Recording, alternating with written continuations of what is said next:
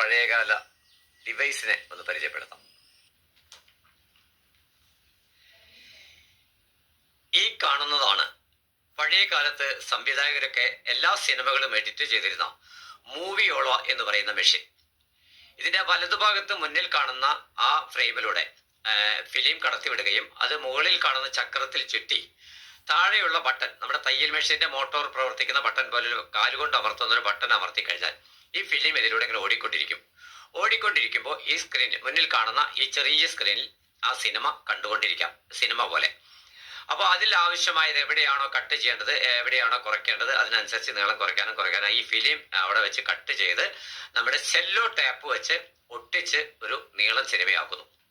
പിന്നീട് ഇത് സ്റ്റുഡിയോയിൽ കൊടുത്തതിന് ശേഷം നെഗറ്റീവിൽ നിന്ന് ഇതിൽ കാണുന്ന അളവുകൾ നോക്കി മെഷർമെന്റ് കട്ട് ചെയ്തിട്ടാണ് പുതിയ സിനിമയ്ക്കായിട്ടുള്ള പ്രിന്റ് എടുക്കുന്നത്.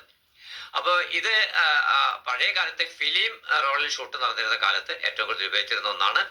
ഈ ഒരു മെഷീനിലാണ് സംവിധായകൻ NP രഘുനാഥിനൊപ്പം ഈ കട്ട് ചെയ്തെടുക്കുന്ന ഫിലിം റോളുകൾ കയ്യിൽ പിടിച്ച് ഓരോന്ന് ആ അളവ് നോക്കി അല്ലെങ്കിൽ അതിന്റെ മെഷർമെന്റ് നോക്കി എടുത്തു കൊടുക്കുന്ന എഡിറ്റിംഗ് ജോലിയുടെ പ്രാഥമിക പാഠം ചിത്രാഞ്ജലി സ്റ്റുഡിയോയിൽ വെച്ച് എനിക്ക് പഠിക്കാനായത് എന്നുള്ളത് വലിയ അഭിമാന പുരസ്സരം ഓർക്കുന്നതോടൊപ്പം തന്നെ NP രഘുനാഥന് അങ്ങനെ സിനിമയുടെ തുടക്കകാലത്തൊരു അനുഭവം എനിക്ക് പകർന്നു തന്നതിനുള്ള അഭേദ്യമായ നന്ദി ഞാൻ അറിയിക്കുകയാണ്.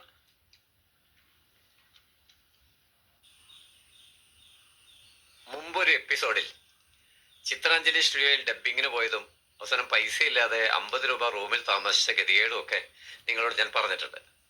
എന്നാൽ ഇത്തവണ ചിത്രാഞ്ജലി സ്റ്റുഡിയോയിൽ പാക്കേജ് പ്രകാരം ലഭിക്കുന്ന സിനിമാക്കാർക്കുള്ള ഒരു മുറിയിൽ തങ്ങുവാനും സുഖസമൃദ്ധമായി 10 ദിവസത്തോളം താമസിക്കാനും കഴിഞ്ഞതിൻ്റെ ഒരു സന്തോഷം ഒരു വിധി നിയോഗമായിട്ട് ഞാനിപ്പോഴും കാണാറുണ്ട്. സംവിധാന കലയുടെ ആദ്യാക്ഷരങ്ങളായ എഡിറ്റിങ്, ഡബ്ബിങ്, അതുപോലെ തന്നെ ശബ്ദ മിശ്രണത്തിന്റെ എഫക്ട്സ്, റെക്കോർഡിങ്, മിക്സിങ്, അങ്ങനെ ഫൈനൽ മിക്സിങ്, പ്രിന്റ് ഔട്ട് തുടങ്ങിയിട്ടുള്ള ഒരു സംവിധായക കലയുടെ എല്ലാ ഘടകങ്ങളും ഈ ഒരു ഡോക്യുമെന്ററിയിലൂടെ മനസ്സിലാക്കാൻ ദൈവം എന്നെ സഹായിച്ചു എന്നുള്ളത് ഞാൻ ആരോടാണ് ഞാൻ നന്ദി പറയേണ്ടത്? ഡയറക്ടർക്കൊപ്പം സർവേശ്വരനോടും ഞാൻ ഈ നന്ദി എന്നും മനസ്സിൽ സൂക്ഷിക്കുന്ന ആളാണ്. ഇതോടൊപ്പം മലയാള സിനിമയ്ക്ക് സംസ്ഥാന ചലച്ചിത്ര വികസന കോർപ്പറേഷന്റെ ഭാഗമായി 5 ലക്ഷം രൂപ സബ്സിഡി കിട്ടുന്ന ഒരു സംവിധാനം നമുക്കുണ്ട്. അതിന് സെൻസർ കിട്ടിയതിനു ശേഷം അപേക്ഷ കൊടുത്താൽ മതി എന്നുള്ള അറിയിപ്പ് കൂടി നിങ്ങൾക്ക് ഞാൻ തരികയാണ്.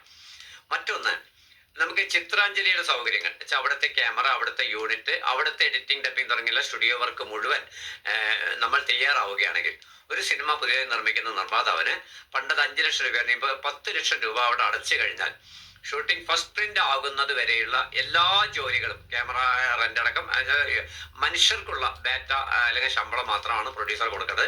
പക്ഷെ ചിത്രാഞ്ജലിയുമായി ബന്ധപ്പെട്ട ക്യാമറ റെന്റ്, യൂണിറ്റ് എടുക്കാൻ എല്ലാ സൗകര്യങ്ങളും ഈ 10 ലക്ഷം രൂപയിൽ നമുക്ക് ചെയ്യാനുള്ള അനുവാദമുണ്ട്. പോസ്റ്റ് പ്രൊഡക്ഷൻ സ്റ്റുഡിയോ വർക്ക് അടക്കം തീർക്കുന്നത് വരെ.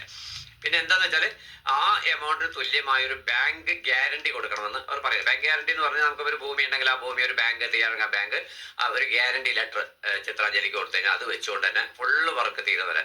ഇത് കൂടാതെ വർക്ക് കഴിഞ്ഞിട്ട് ഈ സിനിമ റിലീസ് ചെയ്യാൻ നമുക്ക് ഡിസ്ട്രിബ്യൂട്ടേഴ്സിന്റെ ബുദ്ധിമുട്ടൊക്കെ വരുമ്പോൾ നമ്മുടെ ഇവരുടെ ചിത്രാഞ്ജലിയുടെ കീഴിൽ ഇവരെ ചലച്ചിത്ര വികസന കോർപ്പറേഷന്റെ കൈരളി ശ്രീ തിയേറ്ററുകളിൽ കേരളത്തിൽ അങ്ങോളം ഉണ്ട്. ഈ തിയേറ്ററുകളിൽ ഈ പടം റിലീസ് ചെയ്യാനും ചിത്രാഞ്ജലി നമ്മളെ സഹായിക്കും. അപ്പൊ അത്തരം കാര്യങ്ങളെ കുറിച്ച് കൂടുതൽ അറിയാൻ ചിത്രാഞ്ജലി സ്റ്റുഡിയോയിലേക്ക് നേരിട്ടൊന്ന് പോയി കഴിഞ്ഞാൽ അവിടെ അതിനെ പറഞ്ഞു തരാനുള്ള ഉദ്യോഗസ്ഥരുണ്ട്. ആ ഒരു സൗകര്യം ഉപയോഗപ്പെടുത്തിയാൽ നമുക്ക് ഒരുപാട് സാമ്പത്തിക ഭാരങ്ങൾ ഷൂട്ടിംഗ് സമയത്ത് കുറയ്ക്കാനാവുമെന്നുള്ള അറിയിപ്പ് കൂടി ഈ സമയത്ത് തരികയാണ്. ഇനി ഈ ഡോക്യുമെന്റിന്റെ ചില കട്ട്സ് കൂടി കാണിച്ചതിന് ശേഷം അടുത്തൊരു എപ്പിസോഡിലേക്ക് ഞാൻ വഴിമാറുകയാണ്. നന്ദി.